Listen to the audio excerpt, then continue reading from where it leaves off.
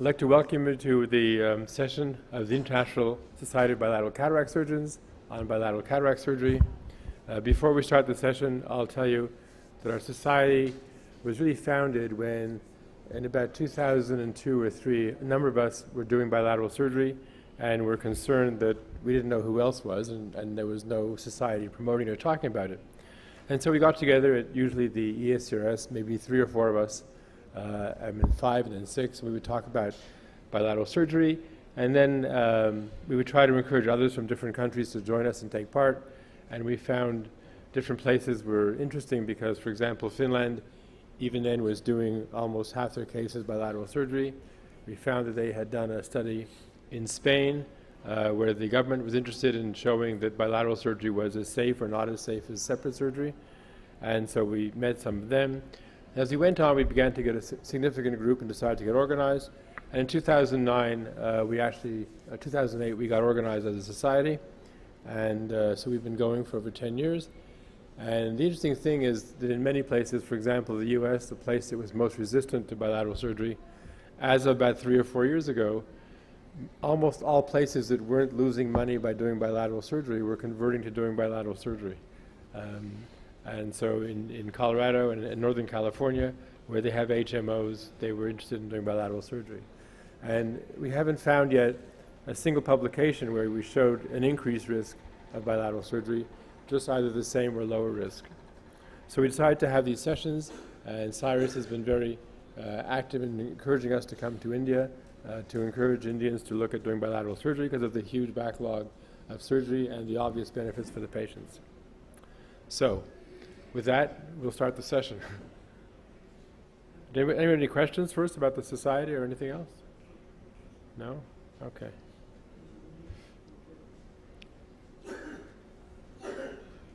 All right, so welcome to our symposium. I'm Steve Arshinoff from Toronto, Canada. And the session this morning, I will introduce bilateral surgery and give you a rationale of why just about all of us who use it decide to start doing bilateral surgery and how we found it among our patients and our results. And after I introduce the topic, we're going to have some excellent speakers, some local, some foreign, talking about different kinds of situations for bilateral cataract surgery, Dr. Cyrus Mehta, Dr. Bojan Pajic, Dr. Mayapal Sachdev, and Dr. Keiki Mehta. And then afterwards, Dr. Lalit Verma, a retina surgeon, will either be positive or negative about our bilateral surgery. We'll wait and see what he says. So with that, I was given the topic, or I guess I chose it, the rationale of why we perform bilateral cataract surgery. So in my own case, my first case was a person who was a 35-year-old female who races cars. And she came to Toronto asking for bilateral surgery because I guess she hit her head a few times and had cataracts. And I told her about the risk, and she said, well, she has no time to do it separately, and the risk of doing bilateral surgery was much lower than the risk of racing cars. So I thought that actually made sense, and so we did her, and since then, the next day, all the patients who saw her having had both eyes done, and them having had one eye done, they asked me why I wasn't doing them also as bilateral surgery. They were forced to come back. So we began to do more and more cases. So it's interesting. So the bottom line is, I feel strongly, I think most of us do who belong to our society, that it's just better for the patient. And that's why we do bilateral surgery. It's interesting how it started, and you may have heard this before, but in April 8th, 1747, Jacques Daviel performed his first planned extracapsular cataract surgery. But he did it as bilateral surgery. And he did the left eye first, which is interesting because I always do the left eye first. And he found that by 1756, he'd done 434 extra caps, in which almost all, 89% were successful, which is pretty good for 1700s. And he did a lot of bilateral cataract surgery. So we're not the originators of the idea, but as technology gets better, it becomes easier for us. So my own story is, I started doing these routinely in 1996. I did a few before, like I did a lady in the early 80s who had bilateral white cataracts and TB, and they wouldn't do her because they thought active TB would infect the operating room, and so I did her both eyes together, and she was perfectly fine afterwards. So I've done about 80% of all my cases bilateral surgery for the last 20 plus years.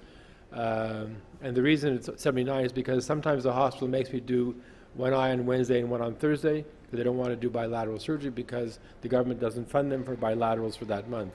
So I did some that were unilaterals. I also like to use intracameral Vigamox. I think it's critical that we use an intracameral antibiotic during bilateral surgery. So our society has one very important rule, that if you have an unresolved complication in the first eye, you should defer the second eye. But the other alternative thing is, from my experience, and I think all of us, is by far the best time to operate someone's second eye is just after you finish the first eye, because everybody's eye is a bit unique, and people that are a bit strange and have funny things that you find, whatever it may be, you find the second eye is much easier because you can adjust a bit for it. And so we have to balance these things and decide whether we're going to defer a patient or not defer them. And most patients I've deferred have been things like their back hurts too much and they can't lie still, and not really anything from their eye, because the eyes have done extremely well. So I have some comments about some pearls I could tell you about experience I've had in bilateral surgery and what I think works better and why I think it's important.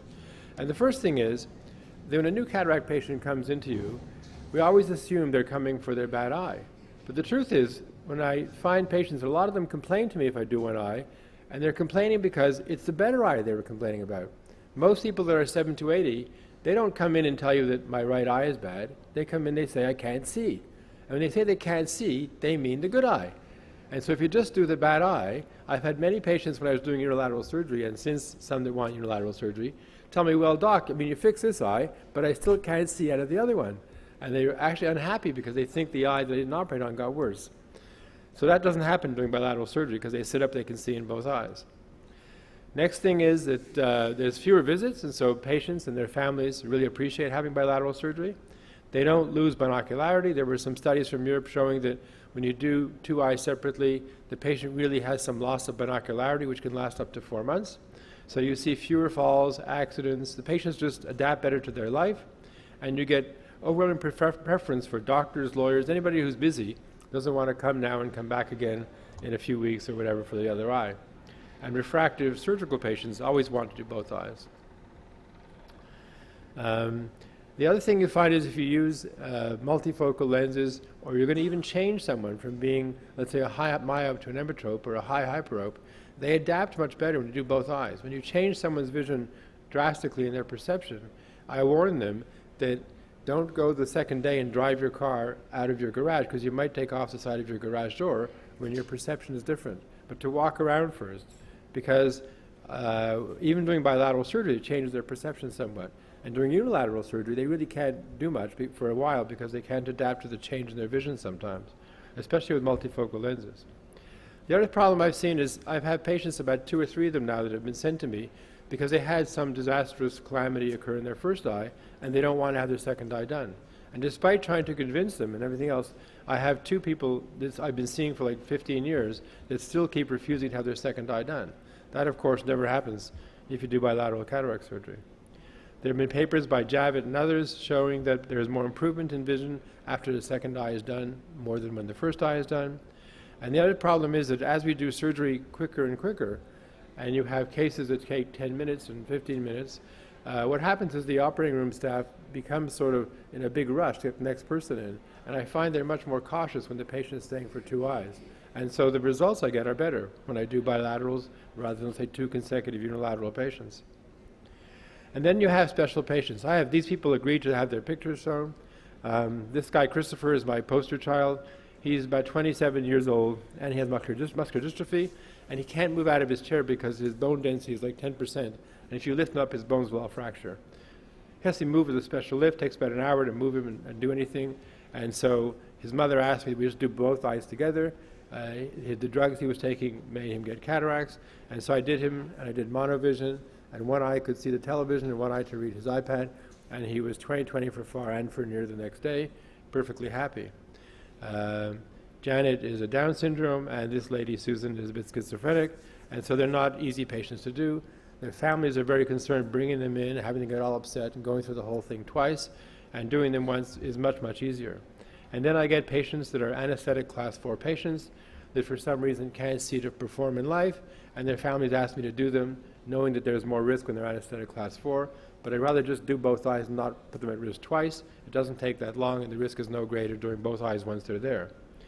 I've done some patients who were moribund with cancer, and their families asked to help them see because they really could not see to do anything. And at least if I fix their cataracts, they can see in bed to read while they're lying there for a month or two in the hospital. So there are many cases where there are obvious advantages. And those who have positioning problems, I've done spondylitic patients where the bed is basically tilted like this and to get them to be able to see their eye, and they work much better doing bilateral surgery. The next point is, I think it's really critical if you want to take on bilateral surgery to be careful. And I think you have to remember this one critically, because you have to be as careful or more careful in doing unilateral surgery and make sure that everything you do is planned out in advance. So I make sure that everyone who works in the operating room reads our society's publication on the steps to take for have safe bilateral cataract surgery. I make sure that they list all right and left parameters on a board everybody can see in the operating room, so they never hand me the wrong lens. They always check which eye we're doing, which lens, where's the astigmatism in this eye, what exactly we're doing as we go along through the case. I make them do military calls, so when the IOL is handed from person to person, they announce, this is the patient, it's the right eye, this particular lens, so that I hear, and I keep on the microscope every patient's data listed, so I know that as it comes along the path, there's no errors. So I've never had an error with the wrong lens. I do the operations as two independent procedures. I change everything, gloves, gown, all the instruments are changed for the second eye. And if you have any complication that you're worried about for the first eye, you should defer that eye till later. So my only changes I've had after doing this for over 20 years is my exclusions that we list on our society sheet have actually been reduced, because I find that it doesn't make any difference if someone has diabetic retinopathy. If you do both sides or one, they're still going to get the same problems. And often the retina surgeons were sending me patients because they couldn't see the retina. So if they can't see the retina to do vitrectomy, I might as well do both eyes rather than have one eye wait for longer.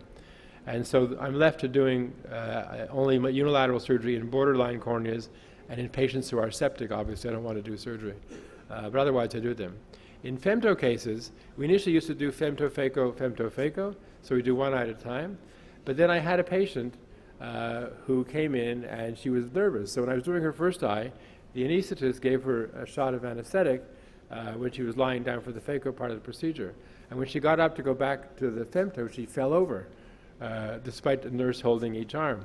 And then I thought, you know, it's probably a lot safer to do both eyes femto first than have patients fall over walking back and forth 10 feet, because they may really get hurt, because they're not very young sometimes. And I got that, I was talking to Laurent Lalonde, who's in Boisbriand, Quebec, and he began doing this in 2014, which was before me. I started about 2 years ago. And he's done many, many cases and doesn't talk about it too much because everybody criticizes him. But I think it's better to do femto, phaco, because there's almost never a circumstance where you'd want to defer the second eye. So next thing is, part of being careful, use intracameral drugs. It's been shown everywhere in the world in every study that reduces infection rates. It's not excessively expensive. In the US it costs $20 per eye, but that's a unique country where they charge a lot for these drugs and have different rules. In Canada it costs us less than $2 per eye, and I use Moxifloxacin, 600 micrograms diluted in 0.4 cc's, for reasons I said yesterday and I'll say later in another lecture. I just think it's better.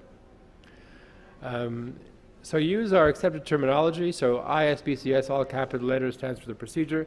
The small italicized I stands for our society.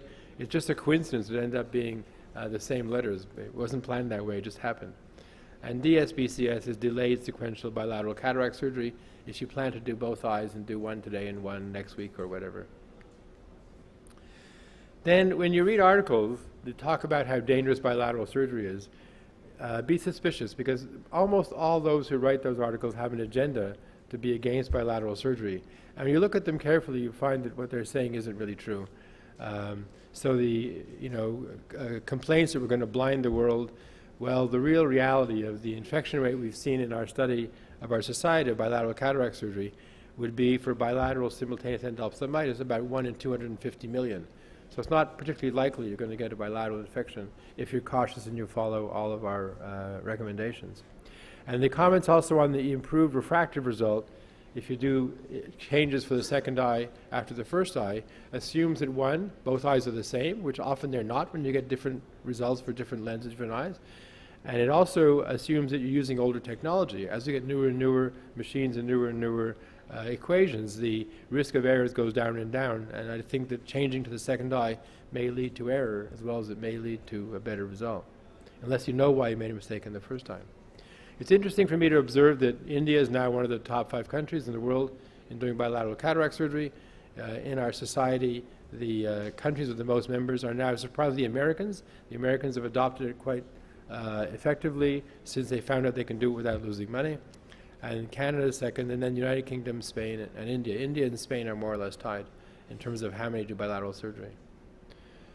So the last pearl is, I think that if you're going to do bilateral surgery, you should join our society. You should take part, because we only find out about problems in medicine and in life if we talk to each other.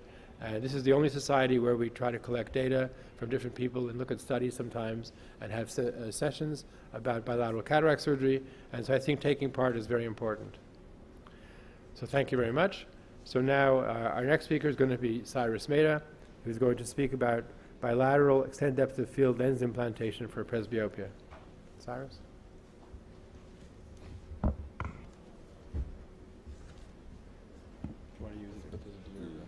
No, I'll use the other connector. The other one? Okay. Yep.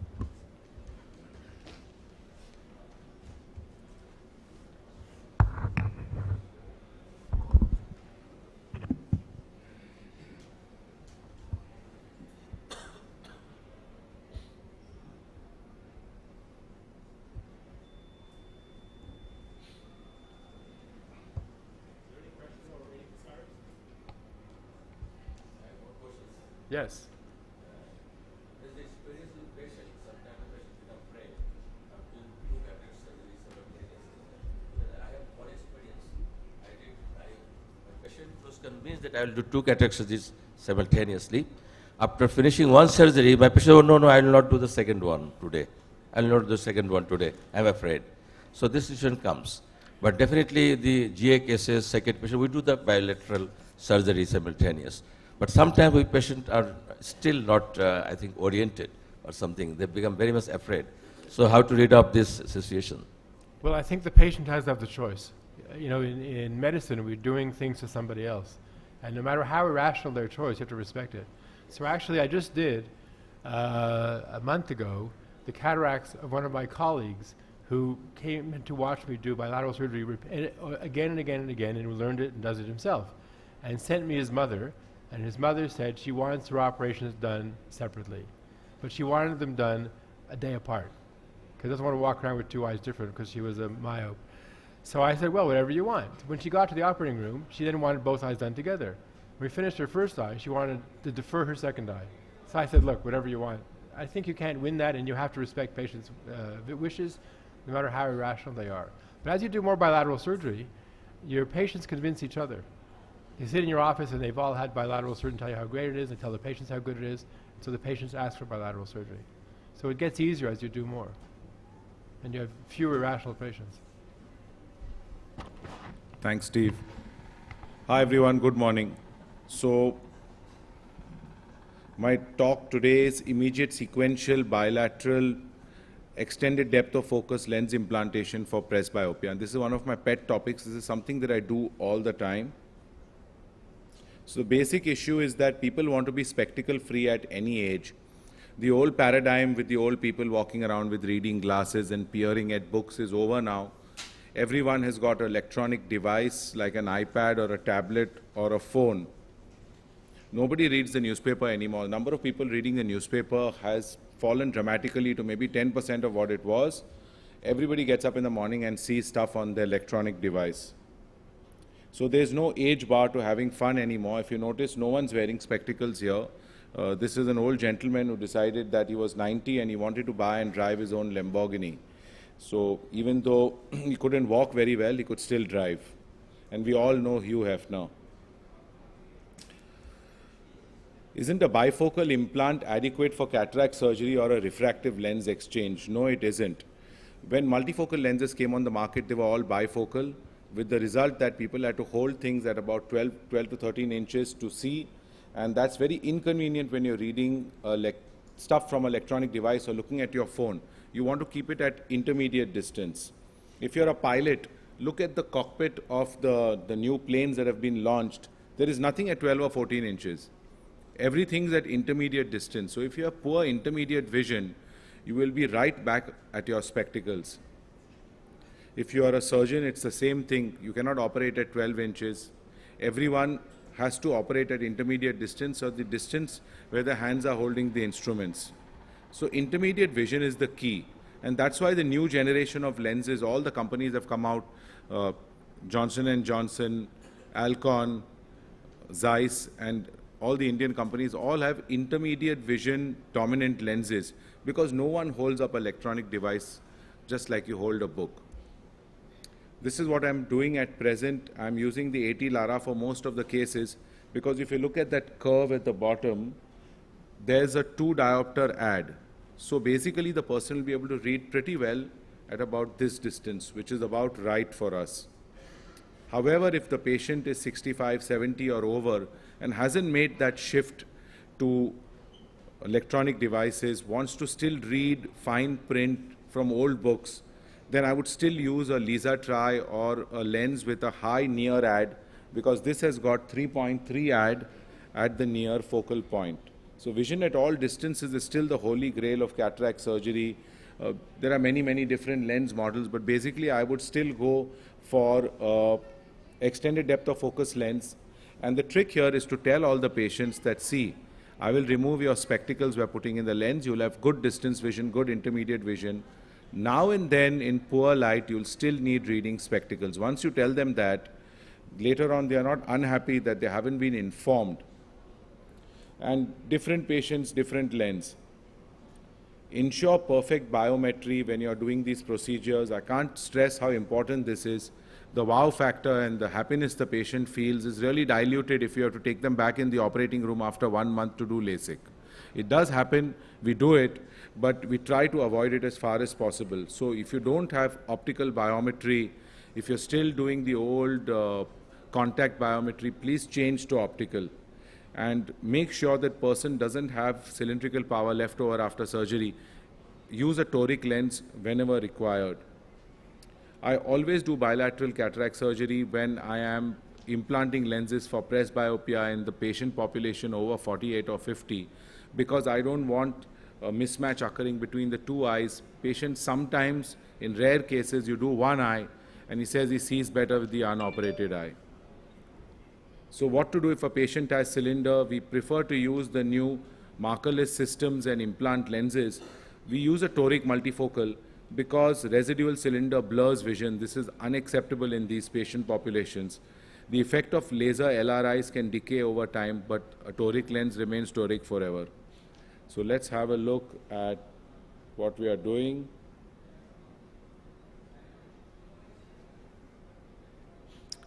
So basically, this is what we were doing before markerless toric systems came along.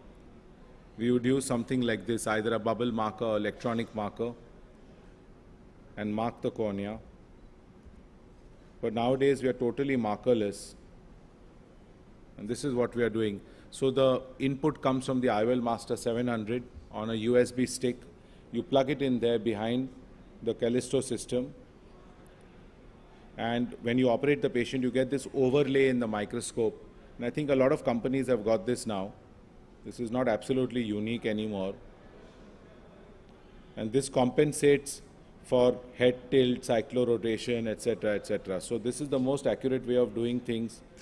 And if you adopt new technology like this early on, your results will be better. And when to plan monovision with a trifocal. So I have operated people who have had one eye, they have had monofocal lens, and they come and they say, well, you know, I want some kind of lens in the other eye where I can still read and I don't have to use my spectacles all the time. So that's when we put in a trifocal lens. In this case, I would prefer a trifocal lens because they'll get a better reading focus in the other eye. Counseling is key because you tell them you still may need glasses sometimes. And Steve has already spoken about the tips for bilateral eye surgery, but this is what I do. I plan everything and mark beforehand and write it up and stick it on the microscope. We wash the right eye first, operate the eye and use a separate Moxifloxacin vial, then separate operating set, trolley, operating room, viscoelastic machine, everything. Change your gown and gloves, assistant changes gown and gloves, then wash the other eye with betadine and repeat. So that's the end of my talk. And if you follow these tips, the chances of getting bilateral infections, which is what most of us are scared about, is nearly zero. So I'm going to call the next speaker, Boyan Pajic, who's going to come and speak to us about bilateral femtosecond laser cataract surgery. Thank you, Cyrus. Any questions for Cyrus? No? You were just perfect.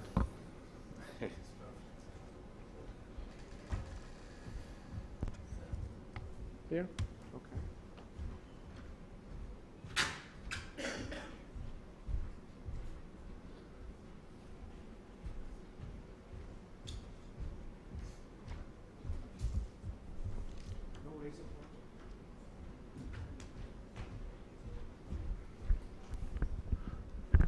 Thank you. Good morning. So we go on with bilateral femto cataract. New paradigm in Switzerland. It is not easy to perform with both eyes. It is regulated different. But this experience we perform in Switzerland are forever in patients with Down syndrome, where we perform a general anesthesia, and then we perform it bilaterally. But my friend Rupert Benapacha, a huge experience, so you have make an analysis together. So one thing is we perform the cataract surgery one after the other eye between 2 and 4 weeks apart. Or we make it simultaneously on the same time in the same surgery room. We have to talk 3 points. One is the medical point, the social and the economic points, as Steve and Cyrus already have mentioned some part of it. Advantages of a bilateral cataract surgery is the effort and stress for elderly patient halved. It is said they come once and then you perform both eyes. And also the binocular visual rehabilitation acceleration forever in anisometropia eyes. So the recovering for the patients are much faster. And it is a third point. It is a study in Austria. The risk of falling significantly reduced. So you can broken your legs if you don't have the visual acuity. So it is for the patient, for forever elderly patients, is safer to have the visual acuity from the first day. But you have also disadvantages, dangerous. For example, the toxic anterior segment syndrome. It's not often, but it is a possibility. It is unknown, for example, 1 of 1,000 eyes after cataract surgery. So it's less than 1%. And it's described also in the literature, different literature. So it is something that can happen with a probability less than 0.1%. Then it was also already discussed what can happen. An endophthalmitis after 7 days. So you don't see it after the surgery immediately, sometimes. Or the TAS syndrome after 12 to 24 hours, which can happen. So that are the risks. They are not very high, but they are here. And you don't see it immediately, because you can perform your procedure and everything works well, and then you have seen the changes later.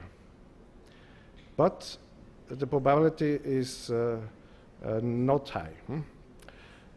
The economic part, the surgeon saves time and increases efficiency. It depends also for the insurance for each country if it's possible to organize it like this. Then for the institution, it is easier. Greater administrative, laboratory, nursing efficiency are much better if it is possible to do it bilateral. And also, we do not forget social environment and society. So it is said family, social workers, less caretaking, transportation, visits. I think it's an advantage for bilateral cataract surgery. More advantage, it is a single show up at the surgical unit only. One trip to surgical unit only also, so it is one just procedure. And also it is much easier to organize the aftercare period of after this cataract surgery. That's another study from Finland, from a Helsinki study, that it is estimated, that's euros in this country, 739 euros per patient. So the cost reduces in this study at 54%. That's a part, that's much, and for each society it should be discussed if this 54% be a big issue. But how we can do it this bilaterally? So we have to see what is the prerequisites for the procedure. Self-sealing, deformation-resistant incision.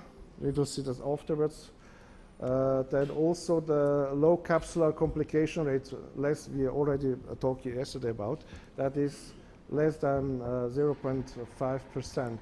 So if a doctor, surgeon should have his own benchmark regarding this literature which is put it here. And it is the ability to explore experience collected from the first eye. That was what Steve already said. The second eye is always easier. What we do in such cases, the mechanical leader up, aqueous povidone 5%, also the plastic trap fully covered the margin and the lid slashes. That's very important. There is many bacteria. Also separate everything, instruments, viscoelastics, also the infusion for both eyes. And it is a double check vacuum machine settings, and what is also very tricky, maybe the power of the IOL. If it's a difference, then it is very important to put implant the right IOL in the right eye. It's not so easy as we think now. Sometimes it should be organized.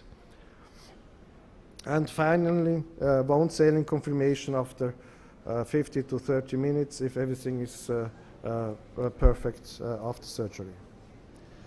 So the patient instruction, antibiotics 3 times a day for 1 week, and also the goggle plastic shield for 3 to 7 nights. Sometimes we put it laying longer in Switzerland. We give it for the patient 2 at 3 weeks. And as a surgeon, you have to be all the time for the patient at the hotline in the first few days. And then also the follow-up, you should visit the patients. Each fully considered a separate procedure, so you take the infusion completely separated for one eye and for the second eye. And also the viscoelastics. You should not use the same viscoelastics for both eyes. We separate it for each eye. And also regarding the society, the second eye surgery defer if complication occurs. So then you stop it after the first procedure if there's some complication of the first eye. The incision is also a question I have to discuss. The sclerocordial tunnel, where you have an incidence of complication after the surgery as endophthalmitis is lower than 0.07%, and clear corneal incision regarding the study which I made it here is 2.5 times higher. So also regarding the techniques, there is an impact which we have to discuss. So that's Professor Menapace. It is an advantage with the LDV Z8, so we don't change the surgery room. So how we can organize that, make a turnover of one and the second eye in the main setup. So if the surgeon is temporarily, the nurse here is the Z8. So you perform the procedure of the right eye, then you prepare completely the second eye with the new procedure packs of the Femtosecond laser, then you change just the place on the temporally of the left eye. You make your procedure with the femtosecond laser, and you perform then the second, the left eye. Let us see at the video of Rupert.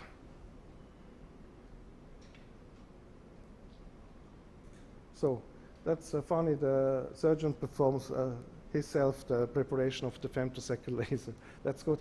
But here you see this is a scanning. Is what else is needed for the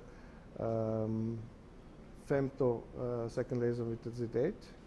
It depends. You can perform different procedure, and then it works with the left eye, with the nurse. And here is the earthly phaco device.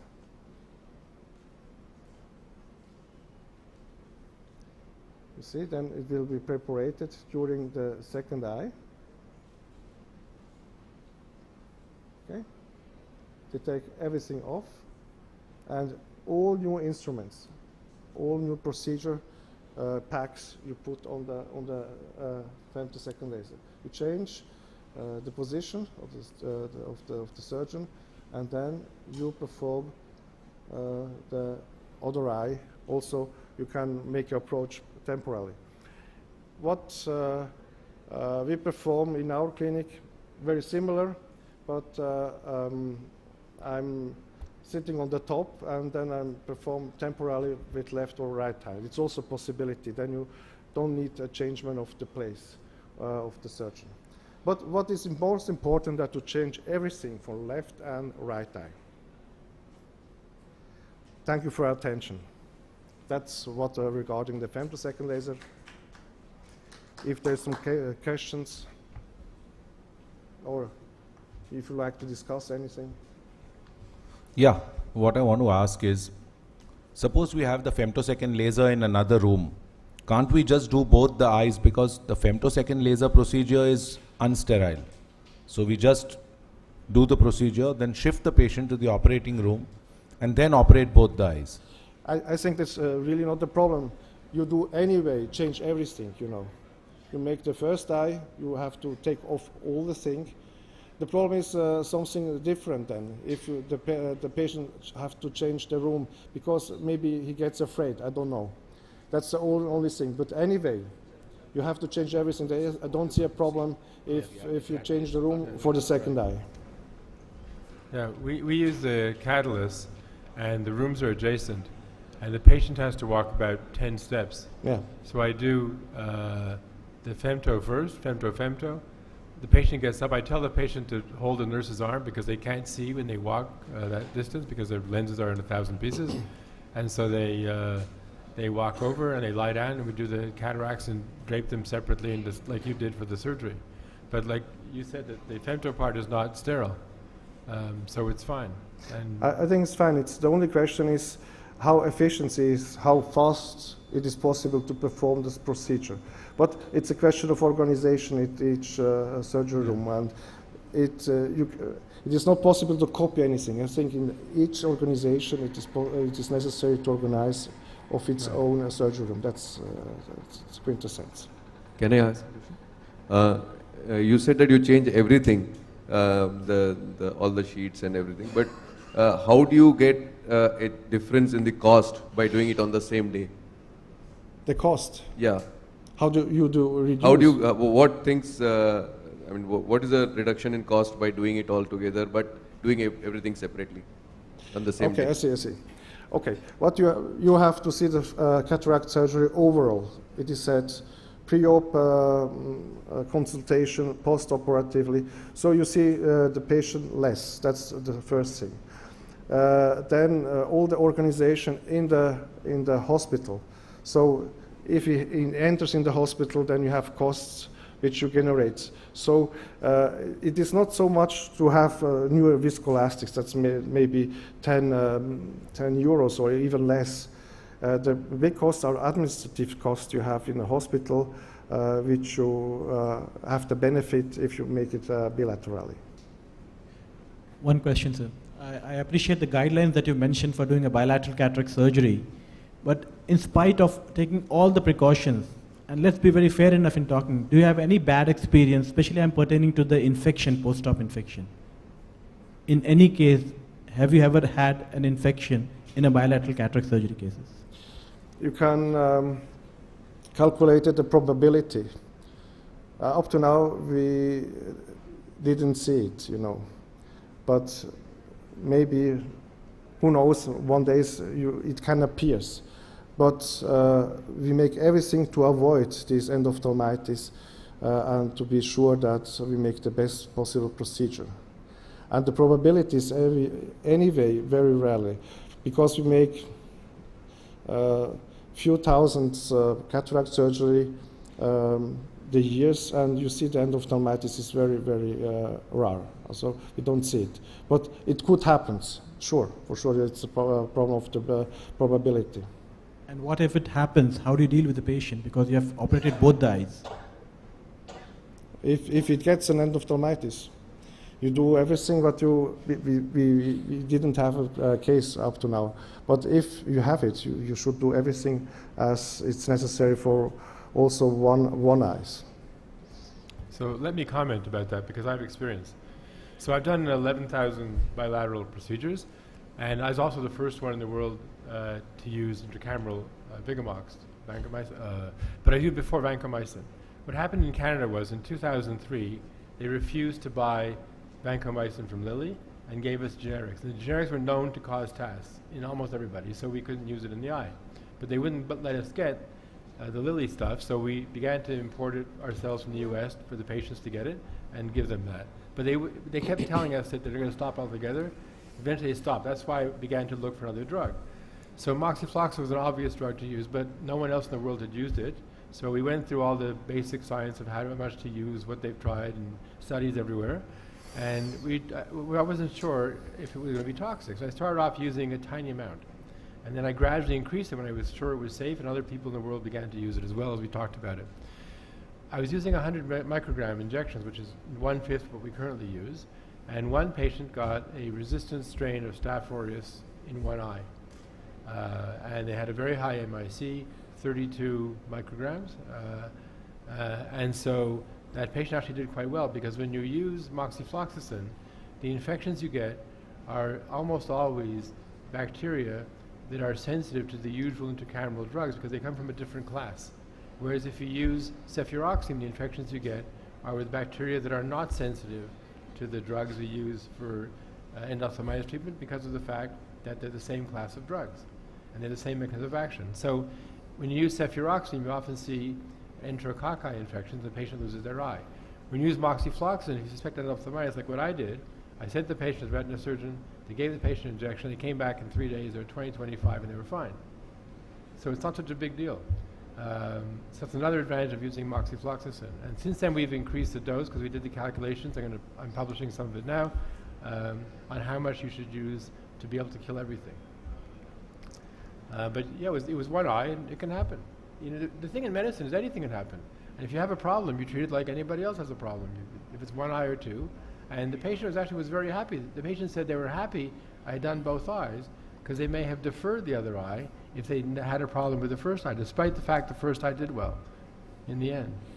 So they thanked me, and they come back every year, and I say, hi, how are you? They say they're fine. Had one bad day, but life is okay now. I think it is many work also for the insurance. It depends also of the country. For example, in Switzerland, it's only exceptionally it is allowed to perform it bilaterally. And so you lose the second eye, so it's a problem, you know. But I think for the future it could develop in each country because they see the benefits also of economic benefits of the insurance. Right. Some countries there's no problem. Finland, the UK, Spain, it's fine. In most countries there's some financial issue in doing both eyes. So I'm the only one in Canada who is allowed to do surgery essentially privately, because they've made this ridiculous rule in Ontario where if I do an operation that others don't do, I can then treat it as a non-government insured service and charge the patient some. So I do bilateral surgery and I charge the patient some for it. I just charge them the difference the government doesn't want to pay, and it's fine.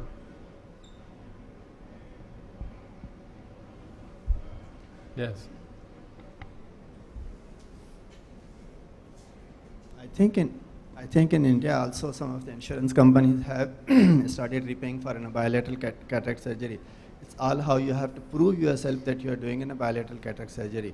So I mean, I can just name the company. Future generally has started reimbursing for a bilateral cataract surgery. Bajaj Alliance has started bilateral cataract surgery. So it's not like that. I mean, India also is on that verge of accepting as a bilateral cataract surgery.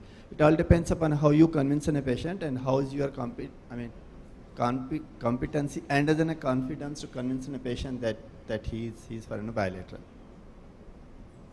For insurance companies, it's probably cheaper to reimburse bilateral surgery than unilateral surgery, because they only have one time going through all the paperwork, paying once, and it's easier for them.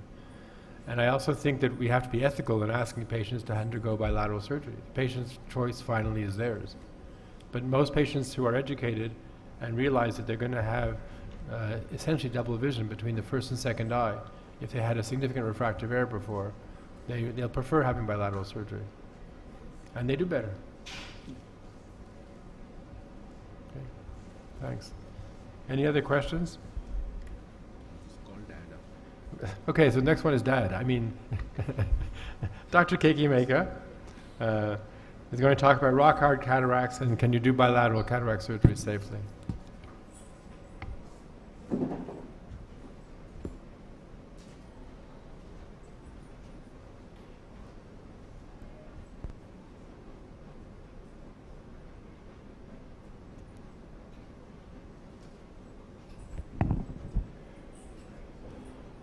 Like Cyrus, I have been doing bilateral cataract surgery for quite some time now. As a matter of fact, we routinely offer bilateral cataract surgery as an option to all patients. And fortunately, till the present moment, we have not had any end of, at least not in a bilateral case at all. But then, even in a unilateral case, I've had one infection, what was it, about 14 years ago, but nothing after that, so I mean, it's neither here nor there. Having said that, the question always asked is that, okay, it's fine you're doing bilateral cataract surgery for simple, straightforward cases, but would you do it in a really hard case? And if you do it in a hard case, how much is going to be the cell loss and how is the patient going to be happy the next day with it? And that is basically what I'm going to talk to you today on. Essentially, to evaluate if bilateral simultaneous cataract can be done with good results with hard cataracts. I think it is important that you need to establish a basic protocol requirements. Most important of all, of course, is the surgeon's confidence that he can manage these cases. Second most important thing, the patient has to be well informed.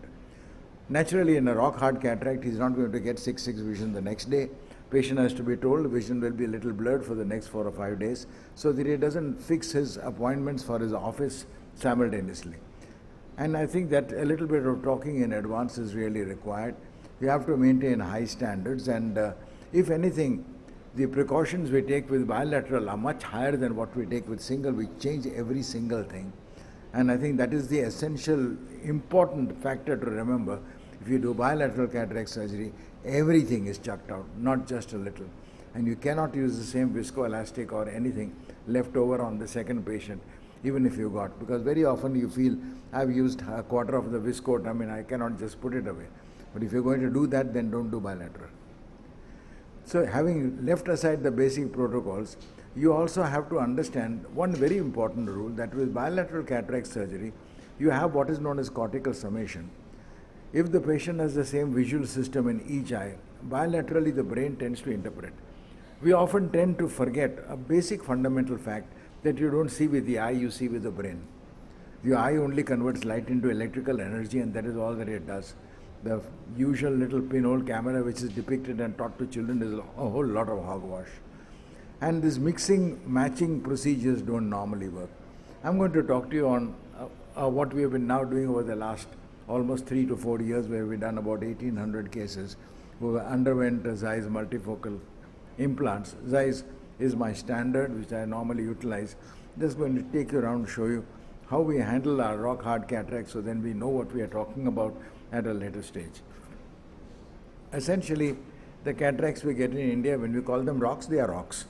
They are not the Californian cataracts which we work out. I like to utilize a Femto as a regular routine.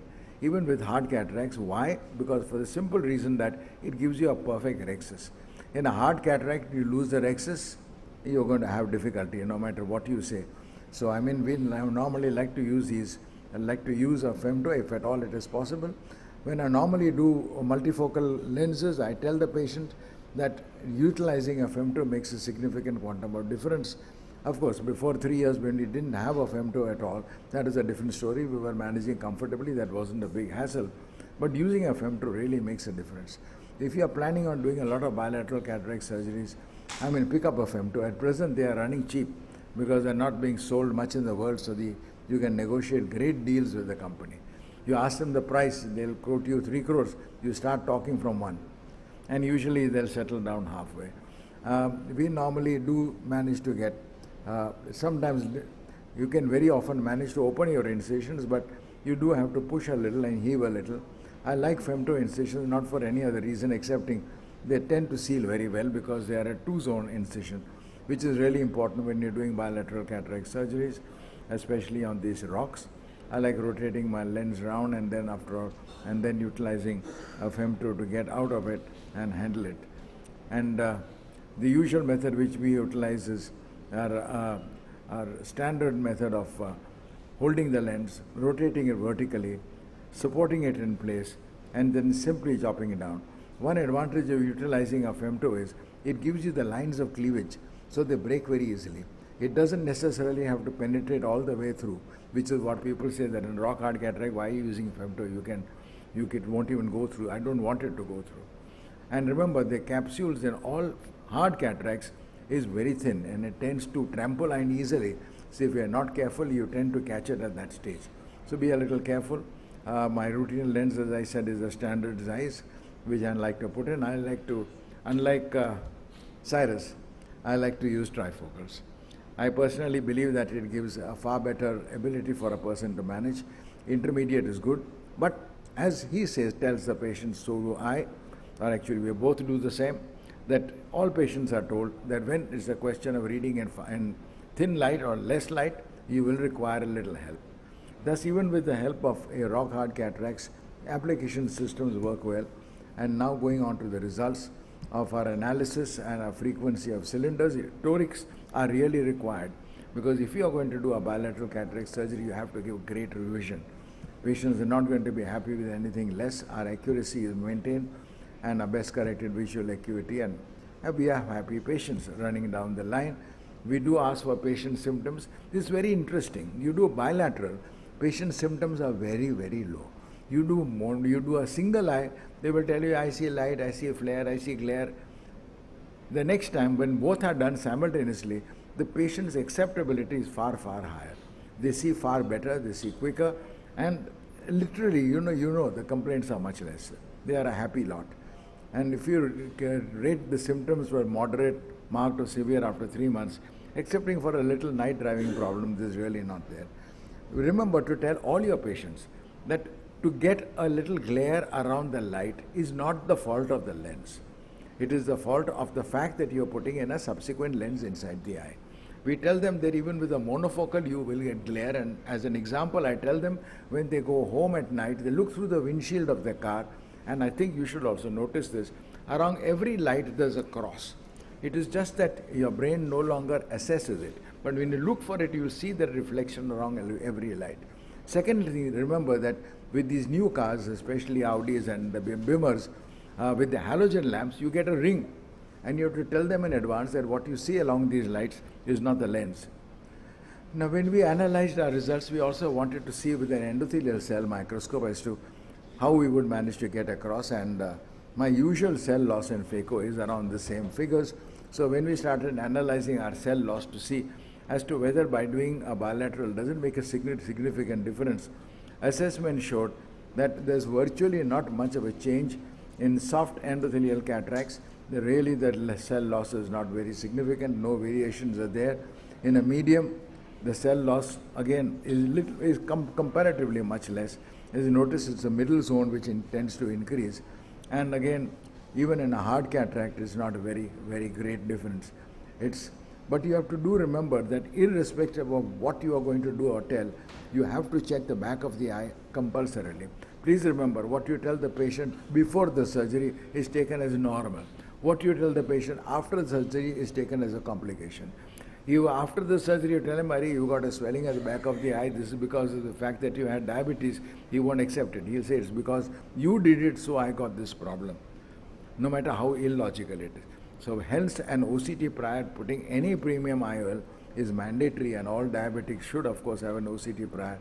And they do have to be told that irrespective of what has happened, 3 months later if you get a swelling in the retina, it's your diabetes and not my surgery. And there are a few important rules to keep the patient and I would say the doctor happy. The usual under-promise, over-deliver, as ensure the patient has realistic expectations and proper selection, and avoid finicky, hypersensitive patients. Howard Fine, a good friend of mine, once had turned around and said, with multifocal lenses, if the patient asks you 5 questions, remember that the patient is not fit for a multifocal.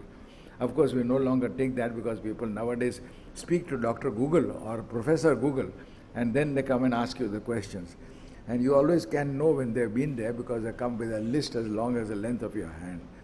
And the most important thing is something which I think we tend to forget is be good friends with your patient and remember to lay your hands on him. Jesus Christ had known the same thing at that time, and I say the same thing to you. Pat your patient on your back. Physical contact is important, not just standing across a table and talking. When we analyze the results, I think the photic phenomena are far less in the simultaneous group compared to a concept of faster and better adaptation, which is what we feel.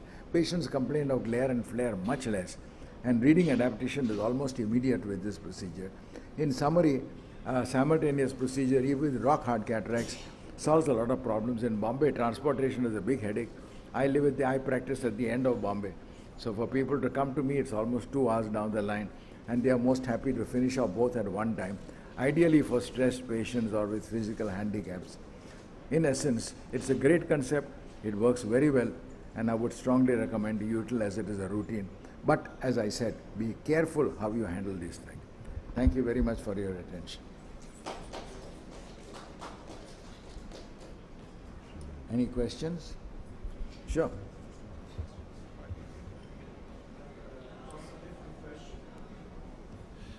You make a hot rock procedure in patients, Yes. wonderful with femto laser. How you explain that the patient takes a multifocal lens because he have a decrease of the visual acuity during years, then he see nothing, and then he say, now we perform a multifocal lens. How you manage it with the patients? Is it the choice of the patient, or you give him the different possibility then for the lens?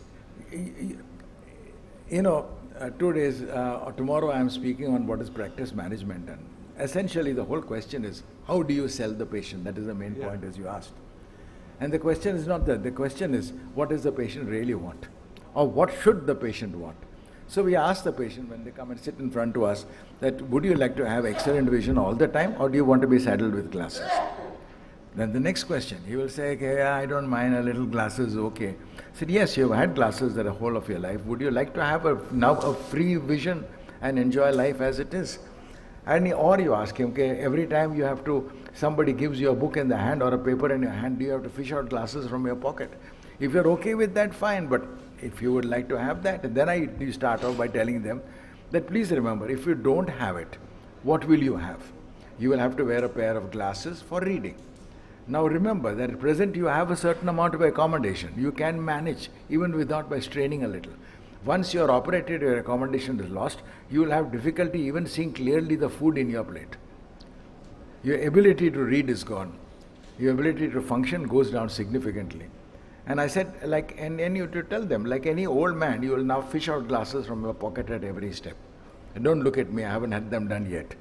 I'm waiting for Cyrus. But that is what it is. So it's a question, as I turn around and say it, you sell the sizzle, the concept. And you have to tell them that in everything, in every mode of life, there is a certain amount of give and take. It's like a marriage of convenience. No marriages are perfect. I mean, you have a certain amount of giving and taking is there. For giving of having a multifocal ability, you will have a little blur which will be there, a little difficulty will be there, but it's adaptable, and after a period of 6 to 8 months you will not going to notice it, which is fine. It's all a question of how you put it to them. But the most important thing is you have to tell them well in advance, not afterwards. So you have to sit, talk with your patient. It's the talking which is most important. I think half the problems occur because people don't talk with patients. I agree. Very good. Thank you very much. So next we have a retinal surgeon's perspective. Our scientific chairman of the meeting, Dr. Lalit Verma, will come to speak to us now. And when we proposed to Dr. Verma that, the International Society of Bilateral Cataract Surgeons would like to hold a symposium here, he readily agreed, and we thank him for that. Thank you, sir. My pleasure.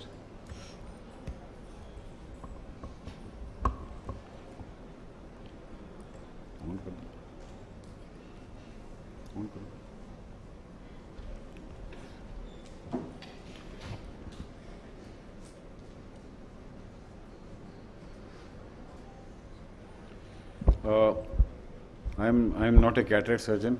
I left cataract surgery nearly more than 2 decades back. But I was always, even as a student also, very fascinated once this term came of bilateral cataract surgery at the same time, or a sequential cataract surgery, but same setting. In fact, I was always skeptical, and the general psyche of the patient also is similar, that why 2 eyes immediately. I thank Dr. Arshinov, Dr. Keki, and Dr. Cyrus for asking me to be here, although I'm not a cataract surgeon. It's a hot topic in ophthalmology. There's a lot of discussion everywhere about whether it should be done or not, whether it is ethical or not, or are you yourself as a patient willing for that? Suppose Arshinov himself is a patient, and will he submit to, say, Keki or Cyrus that you do bilateral in my eye? And because majority of the people, believe me, don't do it. And the reason it is hot is because people are scared of if 2 things primarily from a retina point of view: if infection may occur, or secondly, if detachment may occur, because cataract surgery itself is a state of endophthalmodosis, and you may have high risk of detachment. The first risk, I think, the issue of bilateral simultaneous endophthalmitis, you have to be very, very unlucky to have it. And if you have separate instrumentation or separate trolley, the risk is by and large same whether you do it on the same sitting or on the other. So all of you whosoever does bilateral cataract surgery, they never do the same set of instrumentation. They always have 2 eyes are treated separately.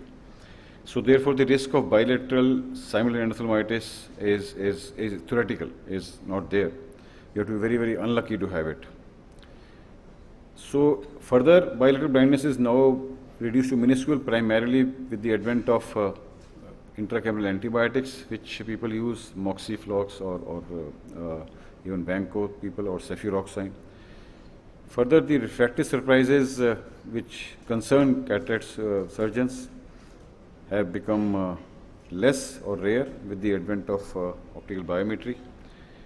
But there are well-documented advantages if you read literature about quicker rehabilitation and this benefit for the family, patient, travel time. So much economic benefits are there. Even for GA, suppose it's a child where it's required for both eye cataract, it does make some theoretical sense that it should be done, but with the caveat that you have a separate trolley and separate set of instrumentation. And also, when a general anesthesia is indicated for a cataract surgery, the risk of death from a second anesthesia is much, much higher, because GA is has to be taken with a pinch of salt. The other second risk was of detachment. So should we, get these patients screened? Because I see a lot of patients of detachment primarily who have never been screened in the past. So advocacy is that cataract surgeons, before they go for cataract, especially in myopes or especially in predisposed eyes, retinal assessment should be completely done before they do even unilateral or bilateral cataract surgery. More so in bilateral because the risk increases. But NTSM surgeons, majority of the time, they will not do or they will not get it done a detailed in-depth thermoscopy, which is mandatory. So what are we scared when we are planning this surgery, especially in a myope, is this. Believe me, these are not cooked up photographs. These are photographs from patients who have undergone cataract surgery without, patients went with some other complaint, but cataract surgery was done. So this is what sometimes can happen in myopia, especially if it's an eventful surgery like PCR or something may happen. So we all know these risk factors. I need not tell this August gathering that, as I said, cataract surgery itself increases the chance. Majority of the even uneventful cataract surgery is a state where chances of RD are more. More than 60% of detachment which we use, they have history of cataract surgery. They are pseudophakic, even though without the PCR. So we all recognize that these 5-6 factors are very, very important to, especially for if you are doing bilateral or sequential cataract surgery. 1 to 2% patients who undergo cataract surgery will ultimately, in the follow-up, may develop detachment. And this risk increases if you have PCR, which is not managed well. You see, PCR people will manage with various routes where they may do a blind vitrectomy. But what is advocated is you do a triamcinolone-assisted vitrectomy in such patients, and preferably with the help of trocar cannula from behind, because that is where the enemy is. Enemy is not in front, enemy is in behind. So if you do vitrectomy from anterior segment, you do a good job, but still this patient has much higher risk of detachment. So these are the various figures which have been quoted in literature that after cataract surgery or after if you break this barrier with the help of capsulotomy, this thing can happen. Risk of pseudophakic RD using fellow non-operated eyes. Fellow eye always has a higher risk of detachment compared to a normal eye. So there has been a lot of literature published on this. Myopia, as I said, is single most. So a myopic pseudophakic further complicates the issue. So if it's a myopic pseudophakic, the chances of detachment further get compounded. And there's a direct correlation between the degree of myopia and the chances of his developing detachment. These are the precursors which retina surgeons are looking for. Like you may have a lattice which may have holes, which may be pigmented, non-pigmented, or you may have a tractional tear, something like a big break like this, or a horseshoe tear like this, or atrophic holes, or sometimes a limited detachment also. We don't advocate that all lattices in normal population to be treated because it's very difficult to pick up also. The prevalence of lattice in population is around 6 to 7%. It causes detachment in much lesser percentage of patients. So out of the 423 eyes followed for a long time, so very few develop detachment. So lattice detachment alone does not generally require any intervention. I see a lot of patients where even a small speck of any small thinning, people will go and treat. Second point is about if you discover an asymptomatic retinal break, like opportunity break, again, to my thinking, it does not carry a high risk of detachment. But if there is a traction on the break, then yes. But if it's an asymptomatic atrophic hole, treatment is not recommended. But however, if there is a horseshoe tear, which indicates whether it's symptomatic or non-symptomatic, this, in my hands, we'll always put 3-4 rows of barrage laser around it. Symptomatic break, whether it is a hole or a tear, we'll always tend to treat, especially if it is in the fellow eye. So symptomatic tear, tractional tear, fellow eye tears always have to be treated. Otherwise, you are risking it too much. So especially if it's acute, patients may have acute symptoms like flashes, floaters occurring for last couple of days. Especially if they are occurring persistently in one quadrant flash, then it's more important. Especially if it is for last few days or weeks. If it's a long-standing flash, occasional flash sometimes occurs, and floaters for long-standing, that may not be very important to treat. So case number 1 like this, asymptomatic, this lattice you see here, and if it's an incidental finding, so we just cross it that we just do not treat this patient. Similarly, case number 2 where it's asymptomatic, hole is there, along with again we don't treat it. Case number 4 is here that it's an incidental finding, again we may just observe it. Especially if it is a fellow eye, then you definitely treat it. If it's a traction, again you treat it. This in any case has no controversy at all, even though it may be asymptomatic or symptomatic. especially if it is a fellow eye or it's a family history, because we have a, kind of a cumulative incidence. Fellow eye, traction, symptomatic, you tend to accumulate these points to each of these parameters, and then you decide. So this always has to be treated. Especially so, why I'm emphasizing is, if you are doing a bilateral cataract surgery, try to screen for such conditions. So these are the preferred practice norms published by American Academy, emphasizing the same things which I have pictorially said. Why prophylaxis? Because prophylaxis is a very small procedure, small job, but if you have had detachment or a giant tear or complication like PCR, once you are doing bilateral surgery, then you had it. So coming back to the same question, I said why people are scared about bilateral. One was end off, which I told is more of a bad luck rather than, which does not happen in nowadays because of better wound construction, if you can put suture or intercurrent antibiotics.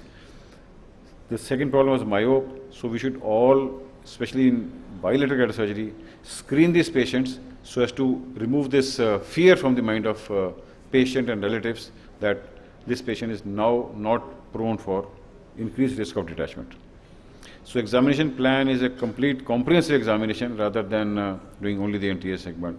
And indentation, intraophthalmoscopy is a must, especially in patients who are myopes, especially if you are doing a bilateral surgery at the same time. So in nutshell, pictures on the left side, upper three, they may be just observed, but picture on the lower side has to be treated on a war footing to convince the patient for bilateral cataract surgery. Thank you very much for your kind attention. Dr. Verma, that was a very good talk. Thank you very much. So I have a couple of comments. One, asking who would do my cataracts, or unilateral or bilateral. I haven't got cataracts yet, fortunately, but I can tell you that I do a lot of lawyers, doctors, ophthalmologists as patients that they trust me to do bilateral cataract surgery. So I guess I would trust me. I got to find somebody else, maybe Keiki or Cyrus, I don't know. No, I do trust. What I'm saying is, you yourself, if the doctor himself becomes a role model, then Yes.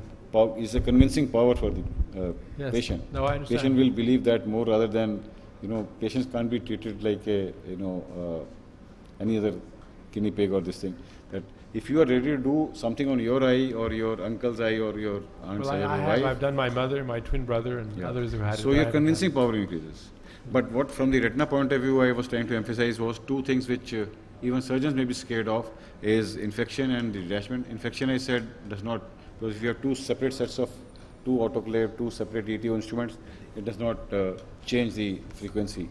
But from retina point of view, if you don't screen, then it does matter to me.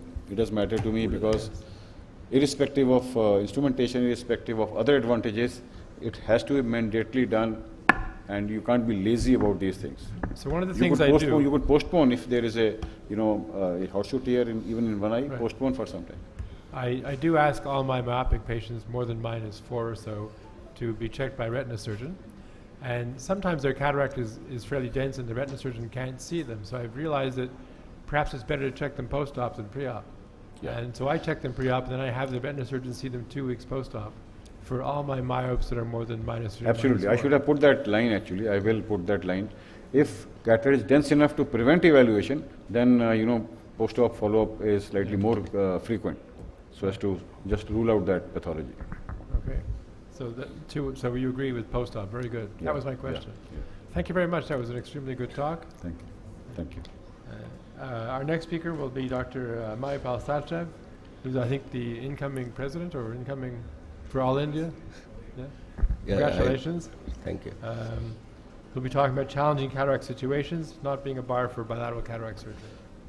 Well, I think this session is on bilateral cataract surgeries, and as the outcomes of cataract surgery and the chances of complication decrease, that is when you're looking at bilateral surgeries.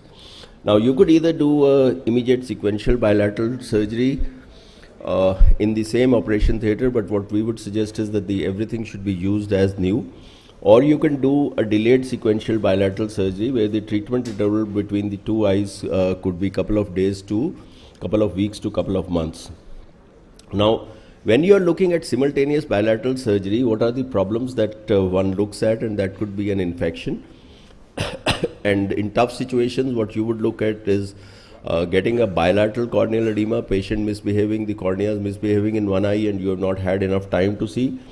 And the second is that even the IOL power could be something where there could be a requirement for selection, the second eye basis the outcome of the first eye. So those are things which, if you don't have an aura or things like that, you would be not having the advantage of doing that particular selection. Now, so what you have to have essentials, I would say, for a safe practice is that the cataract surgery should be indicated in both eyes. So that is the first thing, that obviously the patient needs surgery. And if there is anything, like Lalit said, that if there is any other disease, like example the retina, etc., that should be done. And I think you should explain to the patient, and there should be a separate consent form as regards the simultaneous versus a separate surgery. Now, what is important is that you have to have a good non-leaky incision.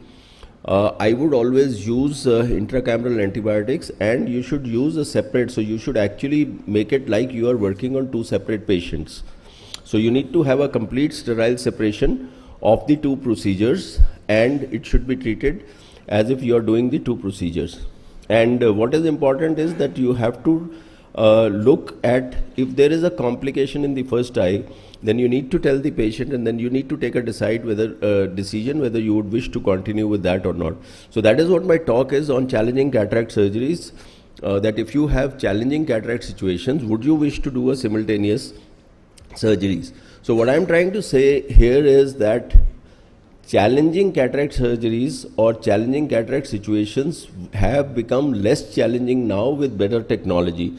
So what you are looking at in these cases is that you have, say, a femto laser, and you have machines which are giving you much better fluidics, plus you have better improved skills of the surgeon, the OTs are cleaner, and the surgeries have become very fast.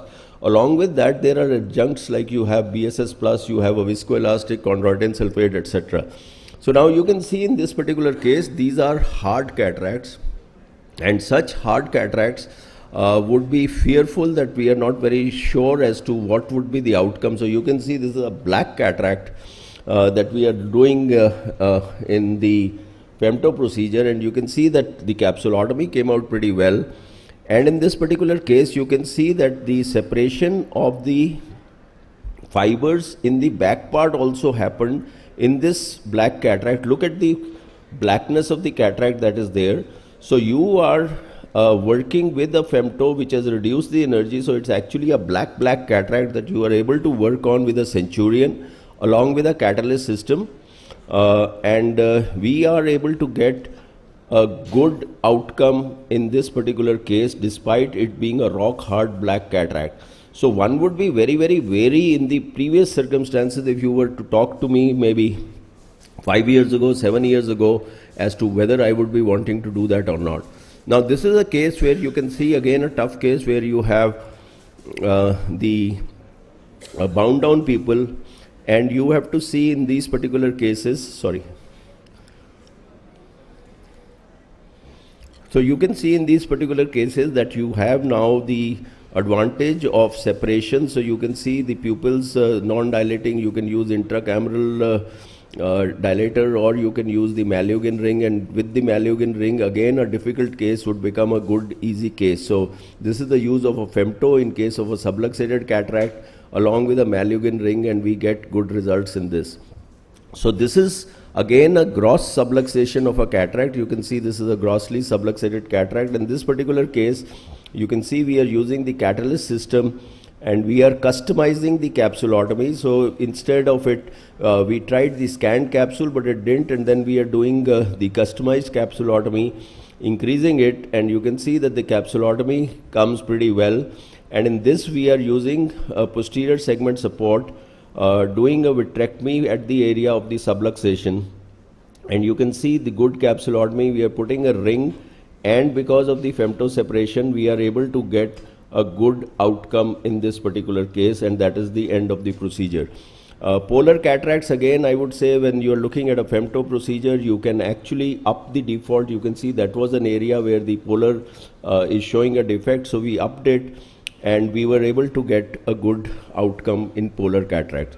So what is exactly the risk for bilateral simultaneous cataract? Major concern is endophthalmitis, but now there are a lot of studies, and we have Steve with us, that it is 0 bilateral infections in more than 1 lakh eyes. So I would say one of the things that has significantly reduced the infection, and that is a great study that has come out of Arvind Eye Hospital also, is the use of intracameral Moxifloxacin. So that is something which is important, though there has been endophthalmitis which have been reported, but that was breach of the modern sterile protocol that was there. So conclusion is that under strict observation of endophthalmitis prophylaxis, simultaneous bilateral surgery is an option to reduce the cataract blindness backlog, because often the patient won't come back to you and do that. So use separate instruments for each eye. And finally, I would say is that if you are sure of your surgical outcomes, you are sure of tackling hard cataracts, maybe with having the best of technology that is there, you need to take, I would say, one of the other important things is prep with betadine and putting povidone iodine in the cul-de-sac. That is an important thing to reduce the chances of any infection. So if you have difficult cases, but you have the skill, you have the technologies, then you are actually looking at good outcomes with bilateral simultaneous surgeries. And these are what is important, that the leaky incisions go down, CCC becomes predictable, lens fragmentation is good, LRI can correct astigmatism, subluxated can be taken care of, and you can avoid the fear of surgery for patients who have experienced a problem in their first eye, greater visual improvement after second eye surgery. So that is something which is important, and you get immediate rehabilitation for getting the patient on the feet. The most important thing is that people don't have to take leaves. There is a significant reduction in the economic cost, and the same medications can be put in both the eyes simultaneously, so the patient does not have to go through the discomfort of putting eye drops for 4 or 5 weeks that one has to. And the disadvantages is obviously, as I told you, that refractive result needs to be better planned. So that is there. The obvious other advantage is that you can treat anisometropic, especially in children. The gap should not be there. When you're looking at pediatric, which is again a difficult situation, it is better to do them simultaneously, and there are fewer patient visits that are there. Costs have already been said, so I would say that yes, we still have doubt in the Indian circumstances, in the Indian minds, as regards the khataras or the difficulties that you might have as regards the fear factor for bilateral simultaneous. But as things have evolved in cataract surgery, I think it is something that we should mull upon, and even in difficult cases, since the outcomes are good, we can work on these. So that is what I would say, maybe this session, just to say that bilateral cataract surgery is something that needs to be given thought of, and there are several people who do that. We do bilateral simultaneous surgeries for laser vision correction. So this could also be something that we could look at. Thank you very much for your kind attention. Thank you, Dr. Sachdev. I would tell you, let the audience know that for complicated, difficult cataracts, black cataracts, through exfoliation, I do recommend to them that they would do better if they use a femto laser, because it really has made life much easier. And complicated cataracts often don't become so complicated. They're quite easy. And so your comments are very well received, and thank you very much. Are there any questions from the audience about any of the speakers or bilateral cataract surgery in general? No? Okay, so if not, our time is up in a minute, so thank you very much for coming, and we look forward to seeing you perhaps next year. Group photo, okay.